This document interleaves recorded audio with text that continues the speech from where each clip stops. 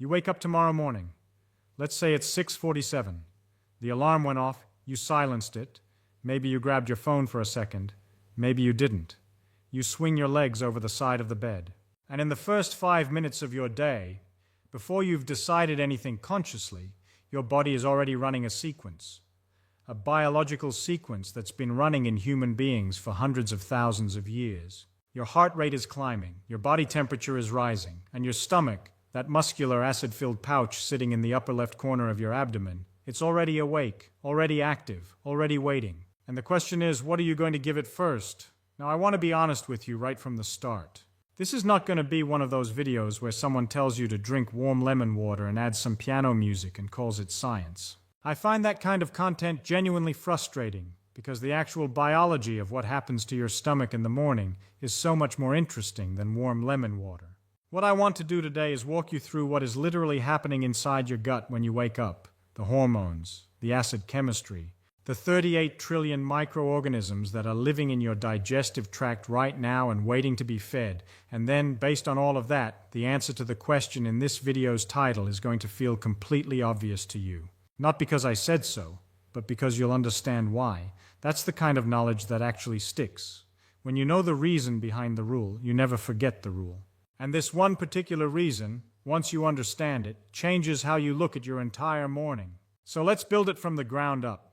The first thing I want to tell you about is something called the cortisol awakening response. Now, you've probably heard of cortisol before. It's usually called the stress hormone, which is accurate but a little bit misleading because people hear stress hormone and immediately think it's something bad, something to suppress. It's not. Cortisol is essential. It mobilizes energy. It regulates inflammation. It prepares your immune system. It makes you alert and functional. You can't live without it. Here's what happens in your body every single morning. In the 30 to 45 minutes after you wake up, your cortisol levels spike by somewhere between 38 and 75%. That data comes from decades of research, studies by researchers like Stefan Wüst and Clemens Kirschbaum, who spent years characterizing this response. It's called the cortisol awakening response, and it is one of the sharpest, most reproducible hormonal shifts in the entire 24-hour cycle. It happens every morning without exception, in about 77% of healthy adults. It happens whether you slept well or badly, whether you're stressed or relaxed, whether it's a Monday or a Saturday. Now, why does this matter for your stomach? Because cortisol doesn't just wake up your brain. It activates your entire digestive system. It stimulates gastric acid secretion. It triggers the enteric nervous system, which I'll explain in a moment, to increase activity. It signals your gut, we're awake, the day has started, prepare for incoming. But here's the part that most people completely miss, and this is the part I really want you to hold on to. Cortisol, when it stays elevated for too long, suppresses the mucus layer that lines your stomach wall. Let me explain what that mucus layer actually does, because it is not a trivial thing. Your stomach produces hydrochloric acid with a pH somewhere between 1.5 and 3.5. To give you a frame of reference, lemon juice is around pH 2. Battery acid is pH 0. Your fasting stomach in the morning is sitting at a level of acidity that is genuinely extraordinary, and it's supposed to be there. That acidity kills pathogens. It activates the enzymes that break down proteins. It ionizes minerals so your small intestine can absorb them. The acid is essential. But the only thing standing between that acid and the actual cellular wall of your stomach is the mucus layer, that protective coating, that buffer, and cortisol suppresses it. So in the morning, your cortisol is naturally at its peak of the day, and your protective stomach lining is under the most metabolic stress it experiences in any 24-hour period. This is your baseline every morning before you put anything in your mouth at all. And then a lot of people pick up a coffee. I'm going to come back to coffee in detail a little later because it's a complicated topic and I don't want to oversimplify it. But for now, here's what you need to know. Caffeine directly stimulates the release of cortisol. This has been demonstrated in multiple studies. And when you drink coffee in that first 30 to 45 minutes after waking, when your cortisol is already spiking from the cortisol awakening response, you are adding a second cortisol stimulus on top of the first. You are stacking spikes, cortisol on top of cortisol, which means the suppression of your protective stomach lining intensifies, and you've added an acidic beverage, coffee has a pH around 4 to 5, directly into a stomach that is already at maximum acid concentration with a compromised protective coating and no food to buffer it. Neuroscientist Andrew Huberman has pointed out in his research communications that the ideal timing for caffeine is 90 to 120 minutes after waking, specifically to avoid exactly this cortisol stacking mechanism. Now, is 90 minutes realistic for everyone every day? Maybe not. But understanding why that timing matters is different from just knowing the rule. Once you see the mechanism, you can make an informed choice. That's what I'm after today. Let me now talk about the actual chemistry of your empty stomach because I think it's genuinely remarkable and I think most people have never thought about it. While you sleep, your stomach empties. The food from dinner has been processed, moved through, metabolized over the course of 7 or 8 hours. By the time you wake up, your stomach is essentially clean and the gastric acid sitting in it is at full concentration, pH 1.5 to 3.5. Now, your stomach has been managing this acid safely because of that mucus layer, because of the bicarbonate your stomach secretes to neutralize acid near the wall, and because the stomach lining cells themselves have a very short lifespan. They replace themselves roughly every 3 to 5 days, which is one of the fastest cellular replacement rates in the body. The system is engineered to handle the acid, but the system is engineered to handle it when it functions properly, when the protective elements are intact and supported. Now, here's where the warm water comes in. And this is one of those things that sounds almost too simple to be real, but the biology behind it is actually quite elegant. When you drink warm water first thing in the morning on an empty stomach, several things happen. The water dilutes the most concentrated surface layer of fasting gastric acid.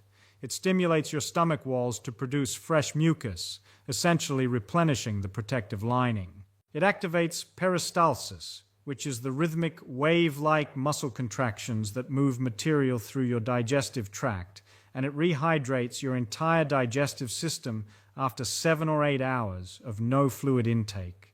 There's a study worth knowing about, published in the World Journal of Gastroenterology, showing that warm water specifically enhanced gastric motility compared to cold water. Subjects had measurably better gastric emptying rates and reported less digestive sluggishness. The temperature matters because warm fluid relaxes the smooth muscle of the digestive tract in a way that cold fluid doesn't.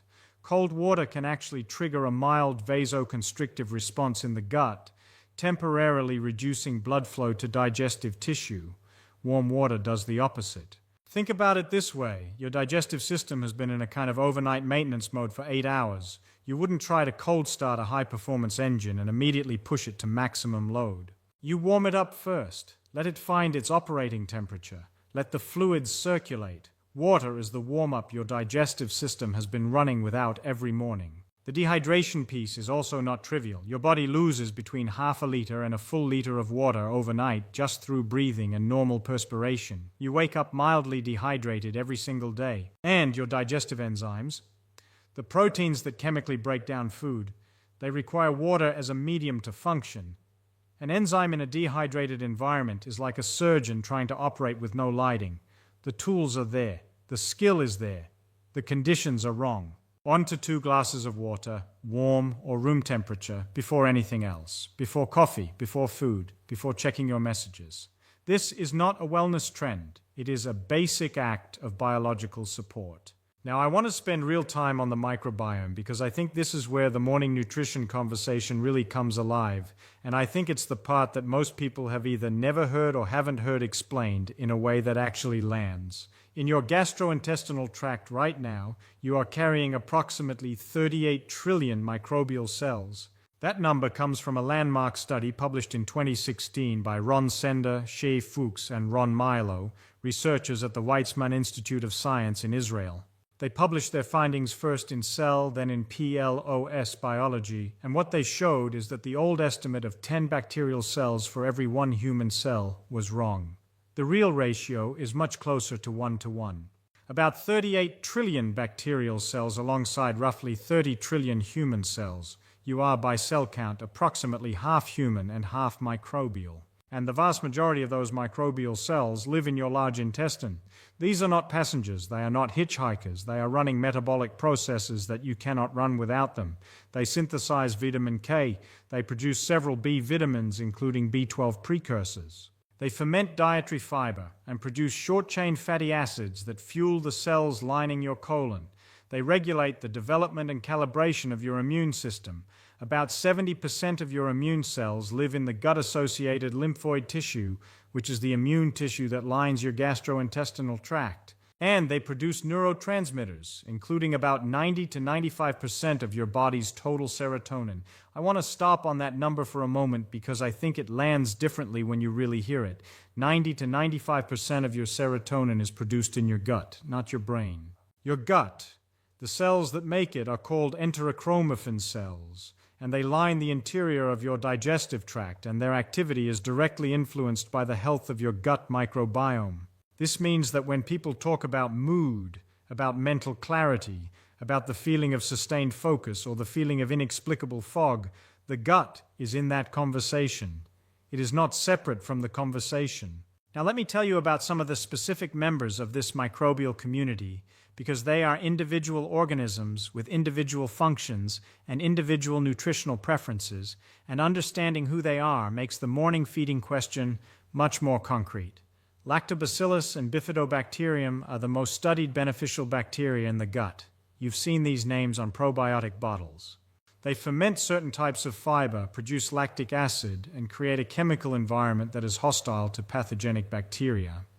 Decades of clinical research have linked higher populations of these bacteria with improved digestive regularity, reduced antibiotic-associated illness, and modulation of immune responses. Akkermansia muciniphila is one that has attracted a lot of research attention in the last 10 years. It lives specifically in the mucus layer of your gut, the same mucus layer we talked about before, and it feeds on mucus components as its energy source. This sounds counterintuitive. You'd think that would erode the lining. But what actually happens is that Akkermansia's activity stimulates your gut to continuously produce new, fresh mucus. It's like a maintenance crew that causes renovation by being present. Research from Patrice Carney's laboratory at UC Leuven in Belgium has associated higher Akkermansia abundance with lower rates of metabolic syndrome, insulin resistance, and obesity.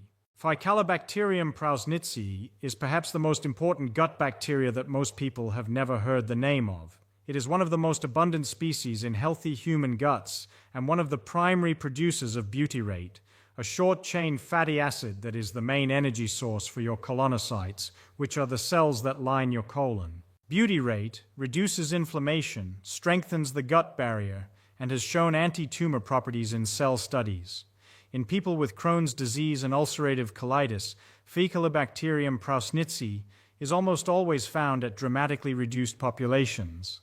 Its presence is not decorative, it is structural. All of these organisms, all 38 trillion of them, need to be fed. Like any living population, they have nutritional needs, they have feeding cycles, and they respond to what they receive. After an 8-hour overnight fast, they have been running on reserves. And the first meal you eat in the morning is the first feeding of this entire ecosystem since dinner the night before. So the question becomes very specific. What do they eat? They eat fermentable fiber, specifically prebiotic fiber, fiber that your human digestive enzymes cannot break down, but that your gut bacteria ferment and metabolize. Fructooligosaccharides found in garlic, onions, and leeks, beta-glucan found in oats and barley, inulin found in chicory root and Jerusalem artichokes, pectin found in apples and pears, resistant starch found in slightly underripe bananas, in legumes, in potatoes that have been cooked and then cooled. When these fibers reach your large intestine, the bacteria ferment them, and the fermentation produces short-chain fatty acids, butyrate, propionate, and acetate primarily. Butyrate fuels your colonocytes. Propionate travels to the liver and participates in glucose regulation. Acetate enters general circulation and influences appetite signaling in the brain. You eat the fiber. Your bacteria eat the fiber. The bacteria produce the compounds that keep your colon healthy, your blood sugar stable, and your appetite modulated. The whole cascade runs from a single breakfast choice. Now, before I tell you what the morning should look like, I want to spend time on what most people are actually doing and why it's working against them. The standard modern breakfast in America looks something like this. Alarm goes off. Reach for the coffee maker, maybe a glass of orange juice, a bowl of sweetened cereal, or a pastry, or a bagel, another coffee by 9 o'clock. This is so normal that it barely registers as a set of decisions. It's just what morning looks like. And from a biological standpoint, almost every element of it is creating a problem. We covered coffee already. But orange juice, let's talk about orange juice for a second, because I think this one surprises people. A standard glass of commercial orange juice, 240 milliliters, contains approximately 21 to 26 grams of sugar. That is roughly the same sugar load as a can of soda. It has essentially no fiber, because the fiber was removed when the juice was extracted. On an empty stomach with nothing else to buffer it, that sugar hits your bloodstream fast. Your pancreas responds with a surge of insulin. Blood glucose rises sharply and then drops, sometimes below baseline, in what's called reactive hypoglycemia. That drop is the mid-morning energy crash that millions of people experience every day and treat with another cup of coffee. You are not tired because you didn't sleep enough. You are tired because you spiked and crashed your blood sugar at 7:30 in the morning. Whole oranges are fine. The fiber matrix in the whole fruit changes everything. It slows absorption, blunts the glucose response, extends the energy curve. A whole orange has a glycemic index around 35 to 45. Orange juice stripped of its fiber sits at 50 to 65. The fiber is not incidental to the orange. The fiber is the point. Sweetened breakfast cereals are a separate issue worth addressing directly. From a metabolic standpoint, the majority of commercial breakfast cereals are essentially candy that has been packaged to look like nutrition. Most contain between 10 and 25 grams of added sugar per cup. Most have 1 to 3 grams of protein, almost nothing, and the grain fiber in most highly processed cereals provides minimal prebiotic benefit to the microbiome because the processing has already broken down the fiber structures.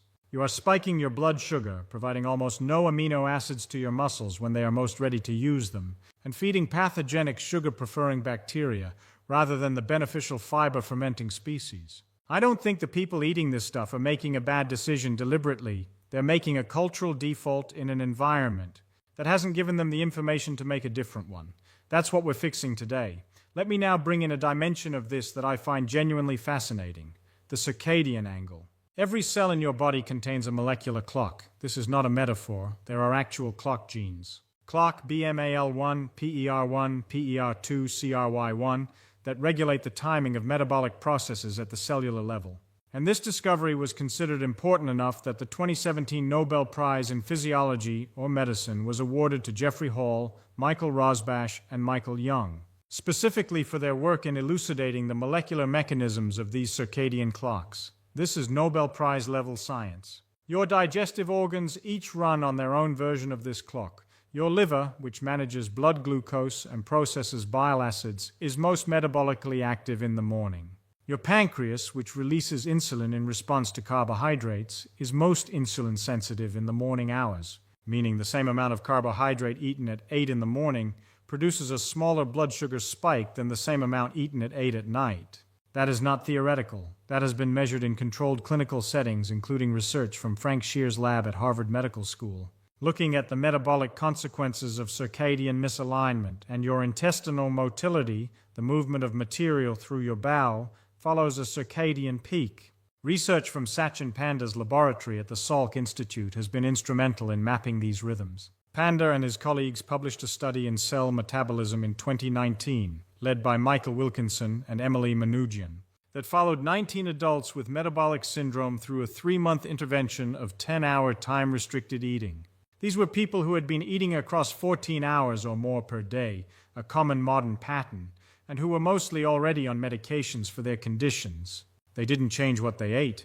They only changed the window during which they ate, compressing it to 10 hours aligned with daytime hours. Without changing calories, without changing food composition, they showed measurable reductions in body weight, blood pressure, total cholesterol, LDL particle count, and blood glucose. The mechanism isn't magic, it's alignment. When you eat during the hours when your metabolic machinery is at peak performance, the same food is handled more efficiently, and this connects directly to the morning. Your pancreas is most insulin sensitive when you wake up. Your liver is primed and ready to handle nutrients. Your digestive enzyme output from the pancreas and the gallbladder is highest in the morning and early afternoon. The entire digestive apparatus is cocked and ready. Eating in the morning is not something you force your body to do. It's something your body has been preparing for since before you opened your eyes. There's also something called the second meal effect, first described by Dr. David Jenkins at the University of Toronto, the same researcher who created the glycemic index. What Jenkins found is that the fiber composition of your first meal actually changes how your body handles carbohydrates in your second meal, hours later. When you eat soluble fiber at breakfast, the kind that forms a gel in your digestive tract, it slows gastric emptying. It creates a more gradual absorption curve, and the downstream effects on insulin and blood glucose extend into your next meal. The breakfast you eat is shaping your metabolic response at lunch. This effect is not small. It's been replicated in multiple clinical settings. The first meal of the day genuinely sets the metabolic tone for everything that follows. Now I want to tell you specifically, and I mean specifically, what your stomach should receive first every morning. Not a general guideline, actual elements. First, water. Warm or room temperature, 300 to 500 milliliters before anything else. Before coffee, before food. Not alkaline water, not detox water, not any product. Water. The reasons have been laid out. Rehydrates your digestive tissue, stimulates mucus production, activates peristalsis, dilutes the most concentrated surface layer of fasting acid. 3 minutes. Free. Do it first. Second, delay your coffee. I know that's hard to hear for a lot of people, I understand. But the mechanism is real. Wait at minimum 30 to 45 minutes for the cortisol awakening response to peak and begin declining. Ideally, wait 90 minutes. If that's a bridge too far on a Tuesday, wait 45 minutes. Even that adjustment meaningfully reduces the cortisol stacking effect. And have your coffee with or after food, not before it on an empty stomach. The presence of food, specifically fat and protein, changes how the chlorogenic acids in coffee interact with your gastric lining. It buffers the impact. Third, eat within 1 to 2 hours of waking, not immediately upon waking. Give your stomach the water first and let it warm up, but not at noon either.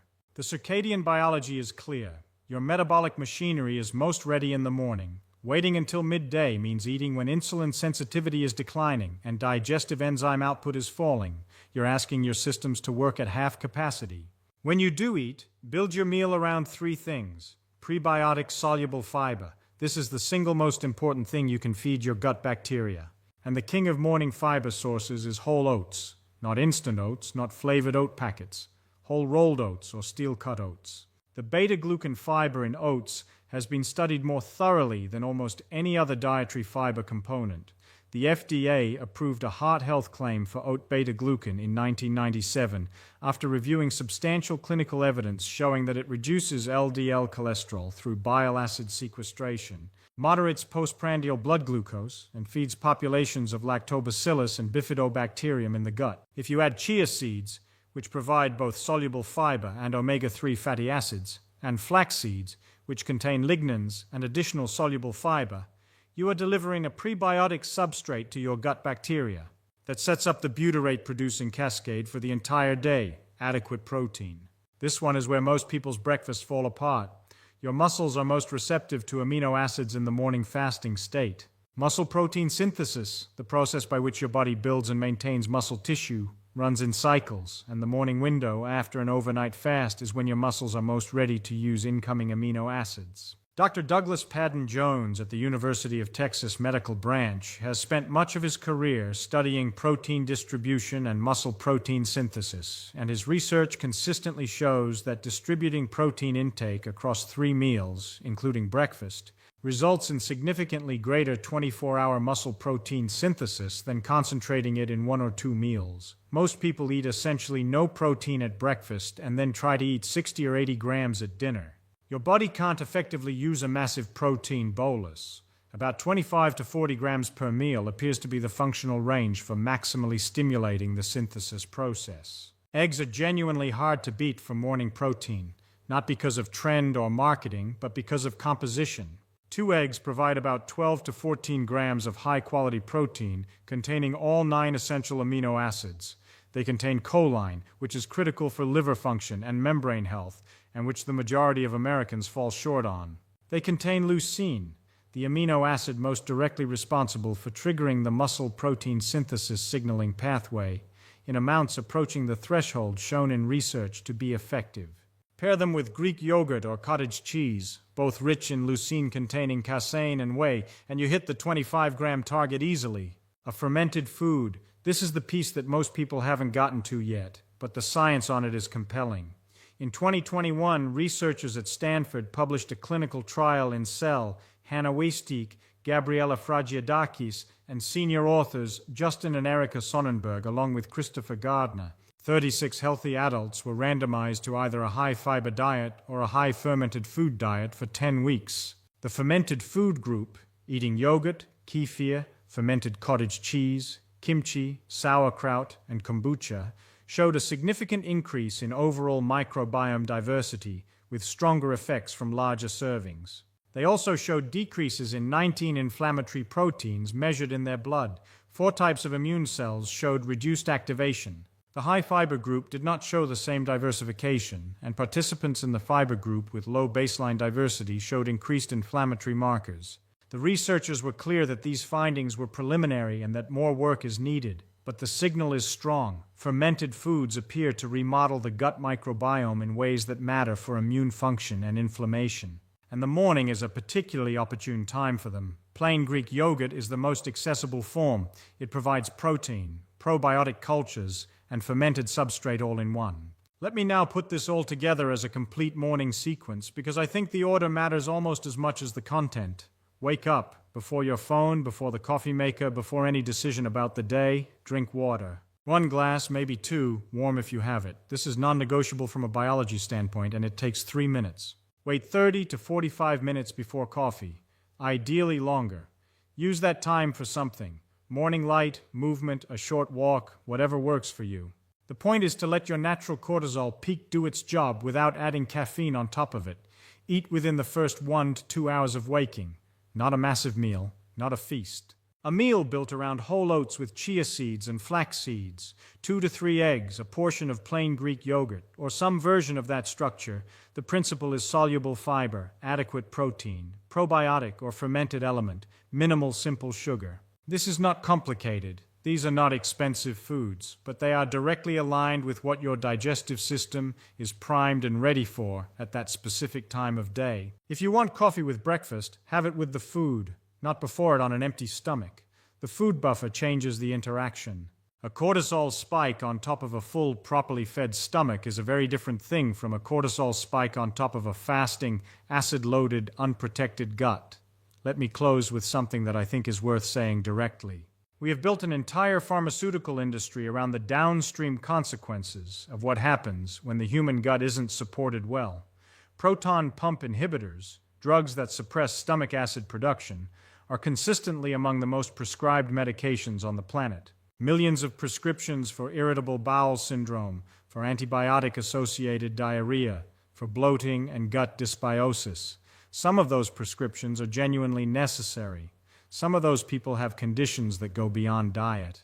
I'm not suggesting that a bowl of oats is a substitute for real medical care, but I do think it's worth asking how much of what we're treating with pharmaceuticals was created by a multi-decade pattern of pouring coffee into fasting, acidic, unprotected stomachs every morning, feeding the wrong populations in our gut microbiome with sugar and processed grain, and eating in ways that run directly against the circadian biology our digestive organs are designed to follow.